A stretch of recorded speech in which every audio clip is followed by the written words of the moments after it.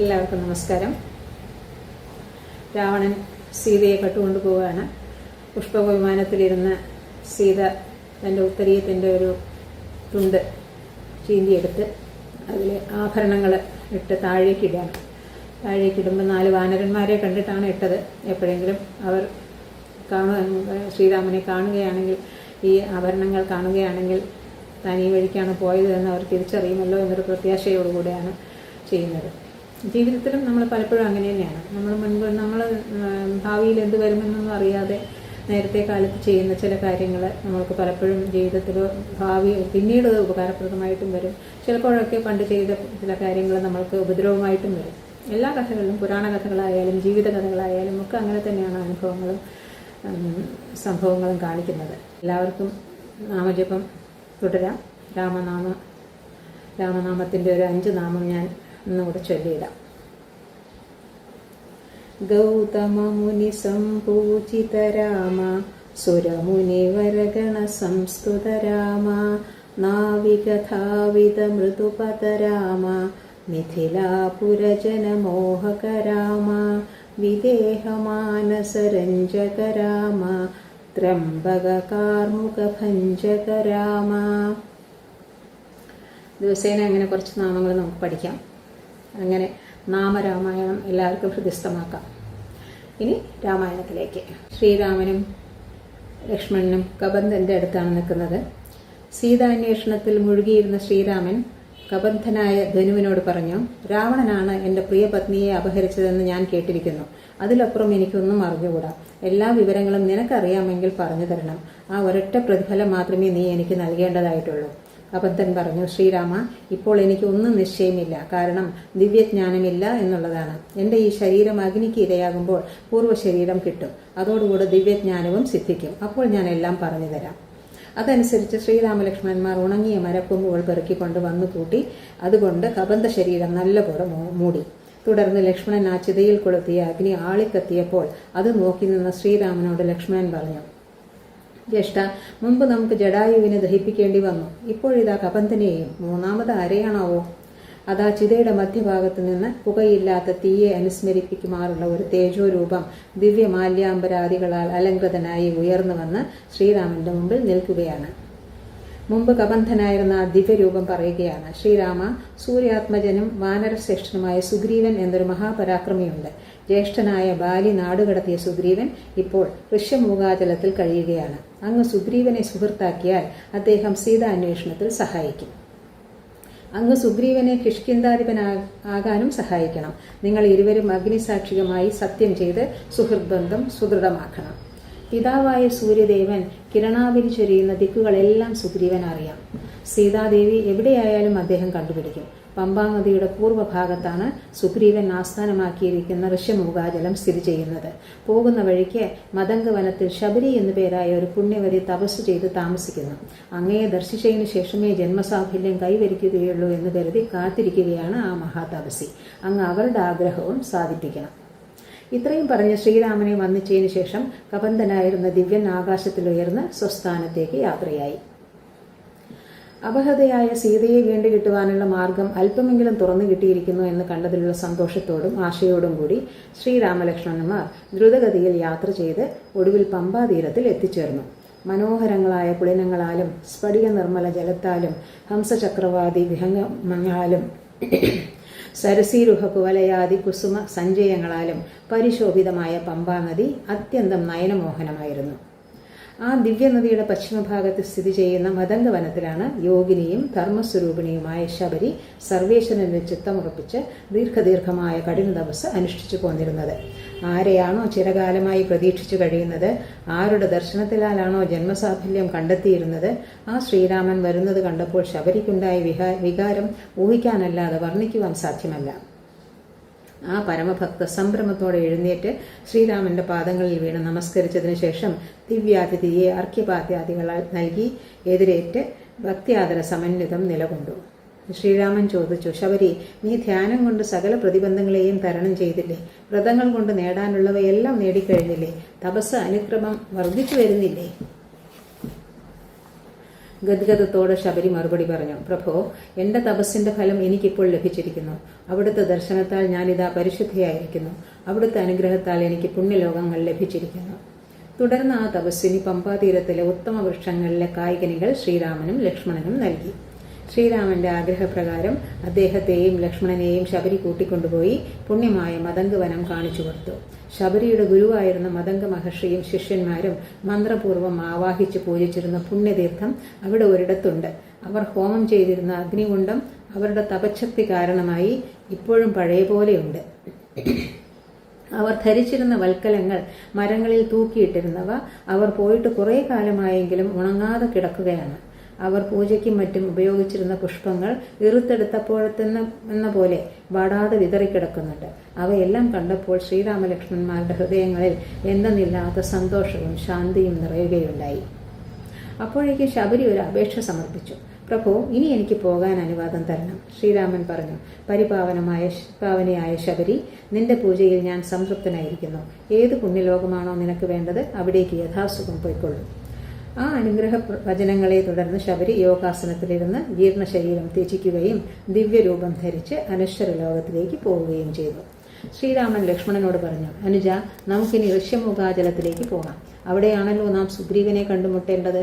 സുഗ്രീവന്റെ സഹായത്തോടുകൂടി വേണം നമുക്ക് സീതയെ കണ്ടുപിടിക്കാൻ. അങ്ങനെ ഇരുവരും പുതിയ സുഹൃത്താകാൻ പോകുന്ന വാനരാധിപന്റെ ഇപ്പോഴത്തെ സങ്കേതസ്ഥാനമായ പർവ്വതത്തെ ലക്ഷ്യമാക്കി അതിവേഗം നടന്നു തുടങ്ങി. സന്തത സഹചാരികളും വിശ്വസ്ത മന്ത്രിമാരുമായ 4 സ്നേഹിതന്മാരോടൊന്നിച്ച് ഋഷ്യമുഖാചലത്തിലിരിക്കുന്ന സുഗ്രീവന്റെ കണ്ണുകൾ ദൂരെ ഒരിടത്ത് 2 മനുഷ്യർ നടന്നു വരുന്നത് കണ്ടപ്പോൾ ആ വാനരശ്രേഷ്ഠൻ അത്യന്തം ചകിതനായി തീർന്നു. ചാപബാണ തുണീരധാരികളായ ആ മനുഷ്യർ ആരെന്നറിയാൻ കഴിയാതെ അവരിൽ നിന്ന് തനിക്ക് അപായം നേരിടുമോ എന്ന ഭയത്തോടെ സുഗ്രീവൻ കൂട്ടുകാരോട് പറഞ്ഞു, ഒരുപക്ഷെ അവർ എൻ്റെ ജ്യേഷ്ഠനായ ബാലിയുടെ ചാരന്മാരായിരിക്കും. ജടയും മറുപിരിയും ധരിച്ചു വരുന്ന ഇവർ കപടവേഷധാരികളാവണം. എന്നെ ദ്രോഹിക്കാനായിരിക്കണം ഇവരുടെ വരവ്. മന്ത്രിമാരിൽ പ്രധാനിയും വിജ്ഞാനത്തിൽ അഗ്രഗണ്യനും വിവേകത്തിൽ അതുല്യനുമായ ഹനുമാൻ പറഞ്ഞു, തിരുമേനി, അങ്ങയുടെ ഭയം ആസ്ഥാനത്താണ്. ബാലി ഈ ഋഷ്യമുഖാചലത്തിൽ കാലുകുത്തുകയില്ലെന്ന് അങ്ങേക്കറിയാമല്ലോ. അങ്ങയുടെ മനസ്സിന് ചാഞ്ചല്യമുണ്ടായപ്പോൾ വിവേകബുദ്ധി ഇല്ലാതായി, അത്രയുള്ളൂ. ഹനുമാന്റെ ഉപദേശത്തെ സദാ അനുസരിച്ച് വന്നിരുന്ന സുഗ്രീവൻ പുനരാലോചിച്ചിട്ട് തങ്ങളുടെ ആസ്ഥാനം ലക്ഷ്യമാക്കി വരുന്ന മനുഷ്യരെ സശ്രദ്ധം വീക്ഷിച്ചപ്പോൾ ഒരു യുക്തി ഹൃദയത്തിൽ ഉദയം ചെയ്തു. ഹനുമാൻ, ഇവർ ബാലിയുടെ ചാരന്മാരായിക്കൂടായികയില്ല എന്നായിരുന്നു ഞാൻ പറഞ്ഞതിൻ്റെ അർത്ഥം. ഏതായാലും ഇവർ ആരെന്ന് നാം അറിയുക തന്നെ വേണം. അങ്ങ് അവരുടെ അടുത്തേക്ക് ചെന്ന് ഭാവവും ചേഷ്ടയും മറ്റും കണക്കിലെടുത്ത് അവരുടെ ഉദ്ദേശം മനസ്സിലാക്കി വരണം. ഇഷ്ടാനുസരണം രൂപധാരണം ചെയ്യാൻ കഴിവുള്ള ഹനുമാൻ തൻ്റെതായ വാനരരൂപം പരിത്യജിച്ച് ഒരു വടുവിൻ്റെ വേഷം കൈകൊണ്ട് ശ്രീരാമലക്ഷ്മണന്മാരുടെ മുന്നിലെത്തി അവരെ യഥോചിതം വന്ദിച്ചിട്ട് പറഞ്ഞു, ആകാരഭംഗി കൊണ്ടും അംഗസൗഷ്ഠവം കൊണ്ടും വീര്യഭാവം കൊണ്ടും നിങ്ങൾ സാധാരണക്കാരല്ല എന്ന് സ്പഷ്ടമാണ്. താപസവേഷം ധരിച്ചതിനും ഈ ദിക്കിൽ വന്നതിനും എന്താണാവോ കാരണം? തീർച്ചയായും നിങ്ങൾ രാജ്യത്തും ഏറ്റവും പ്രകടമായി കാണുന്നുണ്ട്. വാസ്തവത്തിൽ നിങ്ങൾ ദേവലോകത്തിൽ നിന്ന് ഭൂമിയിലേക്ക് വന്നവരാണോ, അതോ സൂര്യചന്ദ്രന്മാർ മനുഷ്യരൂപം കൈക്കൊണ്ടതാണോ? വാനരശ്രേഷ്ഠനായ സുഗ്രീവൻ ജ്യേഷ്ഠനായ ബാലിയെ ഭയന്ന് ഈ ഋഷ്യമുഖാചലത്തിൽ കഴിയുകയാണ്. അദ്ദേഹത്തിന്റെ അനുചരന്മാരിൽ ഒരാളായ ഹനുമാനാണ് ഞാൻ. കാമരൂപിയായതുകൊണ്ട് ഞാൻ വടുരൂപം ധരിച്ചു എന്നേ ഉള്ളൂ. ഹനുമാൻ പറഞ്ഞതെല്ലാം സശ്രദ്ധം കേട്ടുനിന്ന് ശ്രീരാമൻ ലക്ഷ്മണനോട് തന്റെ അഭിനന്ദന മനോഭാവം പ്രകടമാക്കി. അനുജ, മഹാപണ്ഡിതനും വ്യാകരണ പടുവുമാണ് ഈ ഹനുമാൻ എന്നതിന് യാതൊരു സംശയവുമില്ല. എത്ര സ്പഷ്ടമായിട്ടാണ്, എത്ര നല്ല രീതിയിലാണ് അദ്ദേഹം സംസാരിച്ചത്. പറയാനുള്ളത് എനിക്ക് വേണ്ടി നീ തന്നെ ഇദ്ദേഹത്തോട് പറയൂ. ലക്ഷ്മണൻ ചുരുക്കി കാര്യമാത്ര പ്രസക്തമായി പറഞ്ഞു. ഹനുമാൻ, സുഗ്രീവന്റെ ഗുണഗണങ്ങൾ ഞങ്ങൾക്കറിയാം. അദ്ദേഹത്തെ കാണാൻ തന്നെയാണ് ഞങ്ങൾ വരുന്നത്. സുഗ്രീവദൂതൻ അന്വേഷിച്ചു, അതിനെന്താണ് കാരണമെന്ന് അറിയിക്കാൻ സന്മനസ്സുണ്ടാകുമോ? ലക്ഷ്മണൻ ഉത്തരം നൽകി, പിതാവായ ദശരഥ മഹാരാജാവിന്റെ സത്യം പാലിക്കുന്നതിനായി എൻ്റെ ജ്യേഷ്ഠനായ ഈ ശ്രീരാമൻ വനവാസം അനുഷ്ഠിക്കുന്നു. ജ്യേഷ്ഠന്റെ പത്നിയായ സീതാദേവിയും അനുജനായ ഞാനും കൂടെ പോന്നു. ലക്ഷ്മണൻ എന്നാണ് എൻ്റെ പേര്. സീതാദേവിയെ ഒരു ദുഷ്ടരാക്ഷസൻ അപഹരിച്ചു കൊണ്ടുപോയി. അപഹർത്താവിനെ സുഗ്രീവൻ അറിയുമെന്ന് കബന്ധൻ എന്ന രാക്ഷസൻ ഞങ്ങളോട് പറയുകയുണ്ടായി. ഞങ്ങൾ സുഗ്രീവന്റെ സഹായം അഭ്യർത്ഥിക്കാനാണ് ഇങ്ങോട്ട് വന്നത്. രാമലക്ഷ്മണന്മാരോടുള്ള സമാഗമത്തിൽ അത്യധികമായ ആഹ്ലാദമുണ്ടായ ഹനുമാൻ അവരോട് പറഞ്ഞു, നിങ്ങളെ കണ്ടെത്തുന്നത് സുഗ്രീവന്റെ മഹാഭാഗ്യമാണ്. ബാലി അനുജനെ രാജ്യഭ്രഷ്ടനാക്കി എന്ന് മാത്രമല്ല പത്നിയെ സ്വന്തവുമാക്കി. ഏതായാലും സുഗ്രീവൻ തീർച്ചയായും നിങ്ങളെ സഹായിക്കും. നമുക്ക് അദ്ദേഹത്തിന്റെ അടുക്കലേക്ക് പോകാം. വരൂ. മറ്റു പല സൽഗുണങ്ങളോടും കൂടി പരിമിതമായ കായിക ശക്തിയാലും അനുഗ്രഹീതനായ ഹനുമാൻ കൃത്രിമമായ വടുരൂപം വെടിഞ്ഞ് സ്വന്തമായ രൂപം ധരിച്ച് രാമലക്ഷ്മണന്മാരെ നിഷ്പ്രയാസം ചുമലിലെടുത്ത് മല കയറി സുഗ്രീവ സന്നിധിയിലെത്തി. തിരുമേനി, ദശരഥ മഹാരാജാവിന്റെ പുത്രന്മാരായ ശ്രീരാമനും ലക്ഷ്മണനുമാണ് ഇവർ. പിതാവിന്റെ സത്യം പാലിക്കുന്നതിനായി ഇവർ വനവാസം അനുഷ്ഠിക്കവേ ശ്രീരാമപത്നിയായ സീതാദേവിയെ ഒരു ദുഷ്ടരാക്ഷസൻ കട്ടുകൊണ്ടുപോയി. അവർ അങ്ങയുടെ സഹായം അഭ്യർത്ഥിക്കുന്നു. ആ വാക്കുകൾ രോമാഞ്ചകഞ്ചിതനാക്കി തീർത്ത സുഗ്രീവൻ മുന്നോട്ട് വന്ന് ശ്രീരാമനോട് പറഞ്ഞു, പ്രഭു, അങ്ങയുടെ മാഹാത്മ്യം എനിക്ക് മനസ്സിലായി. അങ്ങയോടുള്ള സഖ്യം കൊണ്ട് ലാഭവും നന്മയും ഉണ്ടാകുന്നത് എനിക്കായിരിക്കും. നമ്മുടെ സ്നേഹബന്ധം ഒരിക്കലും നശിക്കാതിരിക്കട്ടെ. സുഗ്രീവന്റെ ആ വാക്കുകളെ അനുഗമിച്ചത് ശ്രീരാമ സുഗ്രീവന്മാരുടെ സൗഹാർദ്യോദകമായ ഗാഢപരിരംഭണമായിരുന്നു. പരസ്പര സഹായം ചെയ്യാമെന്ന് അവർ അഗ്നിസാക്ഷിയായി സത്യം ചെയ്തതിനു ശേഷം സുഗ്രീവൻ പറഞ്ഞു,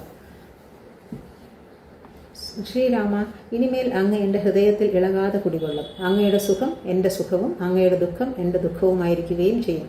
എൻ്റെ ജ്യേഷ്ഠനായ ബാലിയിൽ നിന്ന് അങ്ങ് എന്നെ രക്ഷിക്കണം. അങ്ങേക്ക് മാത്രമേ അത് സാധിക്കുകയുള്ളൂ. പുതിയ സ്നേഹിതനെ ശ്രീരാമൻ സമാധാനിപ്പിച്ചു. സുഗ്രീവ, ഉത്തമ മിത്രത്തിന് ഉപകാരം ചെയ്യുക ഒരുവന്റെ കടമയാണ്. എൻ്റെ അമ്പേറ്റ് ബാലി മരിച്ചു കഴിഞ്ഞതായി കരുതിക്കൊള്ളൂ. യാതൊരു സംശയവും വേണ്ട. തുടർന്ന് നടന്ന സുഹൃത്ത് സംഭാഷണത്തിനിടയിൽ കുറേ നാൾ മുമ്പുണ്ടായ ഒരു സംഭവം സ്മൃതിപഥത്തിൽ പാഞ്ഞെത്തിയ സുഗ്രീവൻ പറഞ്ഞു, ശ്രീരാമ, ഒരു രാക്ഷസൻ സുന്ദരിയായ ഒരു മനുഷ്യ സ്ത്രീയെ അപഹരിച്ചുകൊണ്ട് ആകാശമാർഗത്തിലൂടെ പോകുന്നത് ഞാൻ കാണുകയുണ്ടായി. സ്ത്രീ രാമ, ലക്ഷ്മണ എന്ന് വിളിച്ച് കരയുകയായിരുന്നു. എന്നെയും കൂട്ടുകാരെയും താഴത്തായി കണ്ടപ്പോൾ ആ സ്ത്രീ ആഭരണങ്ങൾ ഉത്തരീയത്തിലാക്കി കീഴോട്ടിട്ടു.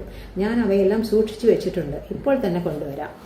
നിമിഷങ്ങൾക്കുള്ളിൽ സുഗ്രീവൻ പോയി കൊണ്ടുവന്ന ആഭരണങ്ങൾ പ്രിയപത്നിയുടേതാണെന്ന് തിരിച്ചറിഞ്ഞ ശ്രീരാമൻ വ്യസനാധിക്യത്താൽ അത്യന്തം പരവശനായി കണ്ണീർ വാർത്തുകൊണ്ട് പറഞ്ഞു, ലക്ഷ്മണ, സീത ഇവ താഴത്തേക്ക് ഇട്ടപ്പോൾ അവ വീണത് പുൽത്തകിടിയിലായിരിക്കണം. കണ്ടോ, ഒന്നിനും ഒരു കേടും പറ്റിയിട്ടില്ലല്ലോ. അവയെ സസൂക്ഷ്മം പരിശോധിച്ചപ്പോൾ ലക്ഷ്മണൻ ചില ആഭരണങ്ങളെക്കുറിച്ച് അജ്ഞതയും ഒന്നിനെക്കുറിച്ച് മാത്രം സംശയരാഹിത്യവും പ്രകടിപ്പിച്ചു. ജ്യേഷ്ഠ, ഈ തോൽവളകളും കുണ്ടലങ്ങളും അവരുടേതാണെന്ന് എനിക്ക് അറിഞ്ഞുകൂടാ. കാരണം ഞാൻ അവയെ കാണുന്നത് ഇന്ന് ആദ്യമായിട്ടാണ്. പക്ഷേ ഈ പാദസരം ജ്യേഷ്ഠത്തിയുടെ വക തന്നെ. ഞാൻ ദിവസവും അത് കണ്ടിരുന്നുവല്ലോ.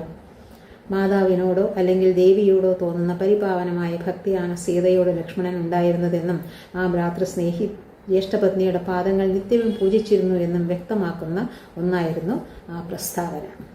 തുടർന്ന് ശ്രീരാമനും സുഗ്രീവനും തമ്മിൽ അല്പം ദീർഘമായ സംഭാഷണം നടന്നു. സുഗ്രീവ, എൻ്റെ ദുഃഖം അതിരുകടന്നിരിക്കുന്നു. അങ്ങ് ദുഃഖ നിവൃത്തിക്കായി എന്നെ സഹായിക്കണം. ശ്രീരാമ, രാവണൻ തന്നെയാണ് സീതാദേവിയെ അപഹരിച്ചു കൊണ്ടുപോയത്. ഞാൻ ആ ദുഷ്ടനെ ഇല്ലായ്മ ചെയ്യും. സംശയിക്കേണ്ട. ഞാനും അങ്ങയെപ്പോലെ ഭാര്യയെ നഷ്ടപ്പെട്ടവനാണ്. എന്നിട്ടും ദുഃഖം പ്രകടിപ്പിക്കുന്നില്ലല്ലോ. അങ്ങ് ധൈര്യം അവലംബിച്ചേ കഴിയൂ. എന്താണോ ഒരു ഉത്തമ സുഹൃത്ത് ചെയ്യേണ്ടത്, അങ്ങ് അത് ചെയ്തിരിക്കുന്നു. അങ്ങയുടെ വാക്കുകൾ എനിക്ക് സമാധാനം നൽകുന്നു. രാവണനെ എങ്ങനെയെങ്കിലും അങ്ങ് കണ്ടുപിടിക്കണം. ഞാൻ ചെയ്യേണ്ടത് എന്താണെന്ന് നിർദ്ദേശിക്കുകയും വേണം. പ്രഭോ, അങ്ങ് എൻ്റെ മിത്രമായപ്പോൾ ഞാൻ അനുഗ്രഹീതനായി. ഞാൻ മാത്രമല്ല, എൻ്റെ ബന്ധുക്കളും സ്നേഹിതന്മാരും സുഖവും ധനവും മാത്രമല്ല, ശരീരം പോലും സുഹൃത്തിനു വേണ്ടി ഉപേക്ഷണീയമാണ്. ഞാനാണെങ്കിൽ ജ്യേഷ്ഠനായ ബാലിയുടെ പേര് കേൾക്കുമ്പോൾ തന്നെ ഞെട്ടിപ്പോകുന്നു. അങ്ങ് എന്നെ ബാലിയിൽ നിന്ന് രക്ഷിക്കണേ. സുഗ്രീവ, എൻ്റെ അമ്പുകൾ ബാലിയെ കൊന്നു വീഴ്ത്തുന്നത് അങ്ങേക്ക് താമസിയാതെ കാണാം. എന്നെ ഇതുവരെ കാത്തുപോകുന്നത് ഹനുമാനും മറ്റു 4 മന്ത്രിമാരുമായിരുന്നു. അവർ നിഴൽ പോലെ എല്ലായ്പ്പോഴും എവിടെയും എന്നെ പിന്തുടരുന്നു. ഇനിമേൽ എൻ്റെ ഏറ്റവും പ്രബലനായ സുഹൃത്ത് അങ്ങുമായിരിക്കും. ആട്ടെ, അങ്ങും ബാലിയും തമ്മിൽ ശത്രുക്കളാവാൻ എന്താണ് കാരണം? ആദ്യം അതറിയാൻ എനിക്ക് ആഗ്രഹമുണ്ട്. എല്ലാം തുറന്നു പറയണം. അതനുസരിച്ച് സുഗ്രീവൻ ശ്രീരാമനോട് പറഞ്ഞതും ദുഃഖപൂർണവും തെറ്റിദ്ധാരണകൾ നിറഞ്ഞതുമായ കുടുംബകഥ നാം ഇപ്പോൾ നമ്മുടെ രീതിയിൽ ചുരുക്കി പറയുകയാണ്.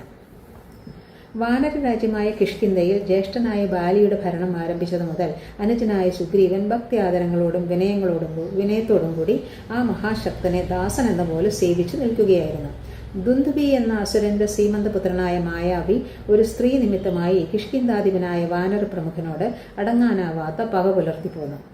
ഒരു അർദ്ധരാത്രിയിൽ മായാവി കോട്ടമതിലിന് പുറത്തു വന്ന് ഭീകര ശബ്ദത്തിൽ ഗർജിച്ചുകൊണ്ട് ബാലിയെ ദ്വന്ദ്വയുദ്ധം ചെയ്യുന്നതിനായി വെല്ലുവിളിച്ചു. സുഖസുഷുപ്തിയിൽ ലയിച്ചു കിടന്ന ബാലി ശത്രുഗർജനം കേട്ട് ഉണർന്ന് അന്തഃപുര സ്ത്രീകളുടെയും സുഗ്രീവന്റെയും വിലക്കുകൾ വകവയ്ക്കാതെ പുറത്തേക്ക് ഓടി. അസുരശത്രുവിനോട് പോയി ഇടഞ്ഞു നിന്നു. വേണ്ടിവന്നാൽ ജ്യേഷ്ഠനെ സഹായിക്കണമെന്ന സതുദ്ദേശത്തോട് സുഗ്രീവൻ ബാലിയെ അനുധാവനം ചെയ്തപ്പോൾ കണ്ടത് ഭയപരവശനായി തീർന്ന അസുരാധമൻ ദ്വന്ദ്വയുദ്ധത്തിന് നിൽക്കാതെ പുറംതിരിഞ്ഞു വിടുന്നതായിരുന്നു.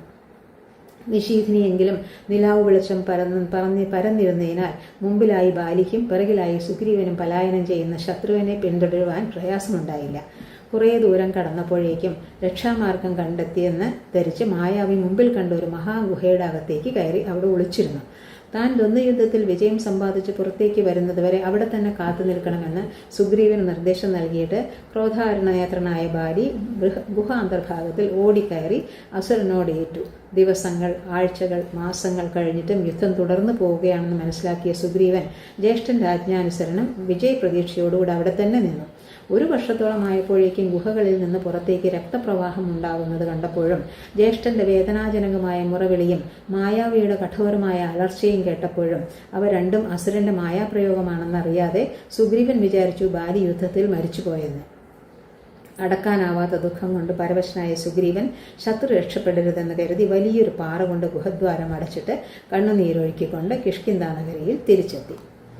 അന്തരിച്ച രാജാവിന്റെ സ്ഥാനത്ത് അനന്തരാവകാശിയായ അനുജനെ മന്ത്രിമാർ ഒത്തുചേർന്ന് അഭിഷേകം ചെയ്തിട്ട് പല നാളുകൾ കഴിയുന്നതിന് മുമ്പ് അസുരനുമായുള്ള ദ്വന്ദ്വയുദ്ധത്തിൽ വിജയശ്രീലാളിതനായി തീർന്ന ബാലി രാജധാനിയിൽ മടങ്ങിയെത്തിയപ്പോൾ കണ്ടത് സുഗ്രീവൻ സിംഹാസനത്തിൽ ഇരുന്നരുളുന്നതായിരുന്നു. സുഗ്രീവൻ ആദരപൂർവ്വം എഴുന്നേറ്റ് ബാലിയുടെ പാദങ്ങൾ പിടിച്ചു വന്നിച്ചിട്ട് പറഞ്ഞു, ജ്യേഷ്ഠ, അങ്ങ് മായാവിയെ ജയിച്ചു വന്നത് എൻ്റെ ഭാഗ്യമാണ്. മറിച്ചാണ് സംഭവിച്ചതെന്ന് തെറ്റിദ്ധരിച്ച് തിരിച്ചെത്തിയ എന്നെ മന്ത്രിമാർ രാജാവാക്കി. ഞാനിതാ രാജചിഹ്നങ്ങൾ എല്ലാം തന്നെ ജ്യേഷ്ഠന് സമർപ്പിക്കുന്നു. വിനയാനമ്രമായ സുഗ്രീവനോട് ഒരു ആശീർവചനം പോലും പറയാതെ വിദ്വേഷത്തിന്റെ നിഴലുകൾ പരന്ന മുഖത്തോടുകൂടി ബാലി രാജസദസ്സ് വിളിച്ചുകൂട്ടി ഒരു പ്രഖ്യാപനം നടത്തി. മായാവിയുമായുള്ള യുദ്ധം തീരുന്നതുവരെ ഗുഹാമുഖത്ത് കാത്തു നിൽക്കണമെന്നാണ് ഞാൻ സുഗ്രീവനോട് പ്രത്യേകം ചട്ടം കെട്ടിയത്. എന്നാൽ എന്നെ കാത്തുരക്ഷിക്കാനെന്ന ഭാവത്തിൽ വന്ന ഇവൻ വലിയ വഞ്ചകനെന്ന് ഞാൻ അറിഞ്ഞിരുന്നില്ല. അവന് രാജാവാകാൻ വേണ്ടി എന്നെ ഗുഹയിലിട്ട് അടയ്ക്കുകയും ചെയ്തു. ഞാൻ പാറക്കല്ല് മാറ്റി ഇങ്ങോട്ട് പോന്നു എന്നേ ഉള്ളൂ. അനുജനെ നാട്ടിൽ നിന്ന് ആട്ടിപ്പുറത്താക്കുക, അനുജന്റെ ഭാര്യയെ ലജ്ജാവിഹീനനായി സ്വന്തമാക്കുക, അനുജന്റെ സഹായികളെ കാരാഗൃഹത്തിൽ അടച്ചിടുക, ഇവയായിരുന്നു ബാലിയുടെ അടുത്ത നടപടികൾ. ഹനുമാൻ ഉൾപ്പെടെയുള്ള 4 ഉത്തമ സുഹൃത്തുക്കളോടുകൂടി സുഗ്രീവൻ ബാലിയിൽ നിന്ന് പ്രാണാപായം സംഭവിക്കാതിരിക്കാൻ കിഷ്കിന്ധ വിട്ട് ഓടിപ്പോയി ഋഷ്യമുഖാചലത്തിൽ അഭയം പ്രാപിച്ചു.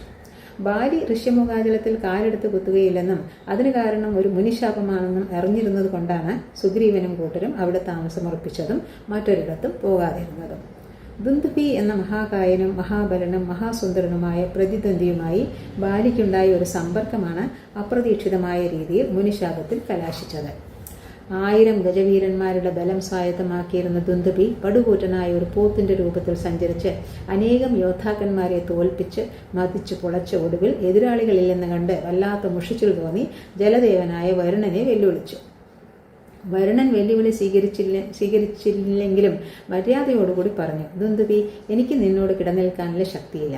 എന്നാൽ നിനക്ക് തുല്യനായ ഒരു യുദ്ധവിദഗ്ധനെ ഞാൻ നിർദ്ദേശിക്കാം. വടക്ക് ദിക്കിൽ ഹിമവാൻ എന്നൊരു പർവ്വതപ്രവരനുണ്ട്. നീ ഹിമവാനെ വെല്ലുവിളിക്കണം. വെണ്മ കലർന്ന ദിവ്യരൂപം ധരിച്ച് ഒരു കൊടുമുടിയിലിരിക്കുന്ന ഹിമവാൻ ദുന്ദുഭി വന്ന് ദ്വന്ദ്വയുദ്ധം ആവശ്യപ്പെട്ടപ്പോൾ സൗമ്യനായി പറഞ്ഞു, ദുന്ദുഭി, എനിക്ക് വലിയ ശരീരമുണ്ടെങ്കിലും യുദ്ധമുറകളൊന്നും നിശ്ചയമില്ല. അസുരൻ പുച്ഛത്തോടുകൂടി പറഞ്ഞു, ഹിമവാനെ, നീ ഒരു ഭീരുവാണല്ലോ. ശരി, നീ എന്നോട് യുദ്ധത്തിനിറങ്ങണ്ട. എനിക്ക് തുല്യനായ ഒരു പ്രതിദ്വന്ദ്വിയെ നിർദ്ദേശിച്ചാൽ മതി. പർവ്വതേന്ദ്രൻ പറഞ്ഞു, കിഷ്കിന്ധാധിപനും വാനരശ്രേഷ്ഠനുമായ ബാലിയെ ഉടൻ തന്നെ ചെന്ന് കാണണം. എന്നാൽ നിന്റെ ആഗ്രഹം തീർച്ചയായും സാധിക്കും. നേരം കളയാതെ പോത്തിന്റെ രൂപത്തിലുള്ള ദുന്ദുഭി കിഷ്കിന്ധയിലെത്തി ബാലിയെ വെല്ലുവിളിക്കുകയും തന്റെ ശക്തി പ്രദർശിപ്പിക്കുന്നതിന് വേണ്ടി ഗോപുരത്തിന്റെ മതിലുകൾ കൊമ്പുകൾ കൊണ്ട് കുത്തി തകർത്ത് തുടങ്ങുകയും ചെയ്തു. കോപാക്രാന്തനായ ബാലി ഓടി വന്ന് അക്രമിയോട് ഇടഞ്ഞതിന്റെ ഫലമായി അവരുടെ ദ്വന്ദ്വയുദ്ധം കുറേ നേരം സമനിലയിൽ തുടർന്നുവെങ്കിലും ഒടുവിൽ ബാലി പ്രതിയോഗിയെ കൊമ്പുകളിൽ പിടിച്ചുയർത്തി ചുഴറ്റി നിലത്തടിച്ച് കാലനൂർക്കയച്ചു.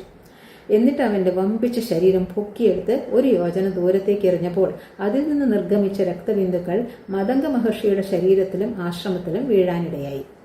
ഘോര ശബ്ദത്തോടെ ആശ്രമപരിസരത്തിൽ പതിച്ച മഹാസുരന്റെ മൃതദേഹം കണ്ട് ഒന്ന് ധ്യാനിച്ചപ്പോൾ നടന്ന സംഭവങ്ങളെല്ലാം മഹർഷിയുടെ മനോമുകുരത്തിൽ സ്പഷ്ടമായി പ്രതിബിംബിച്ചു.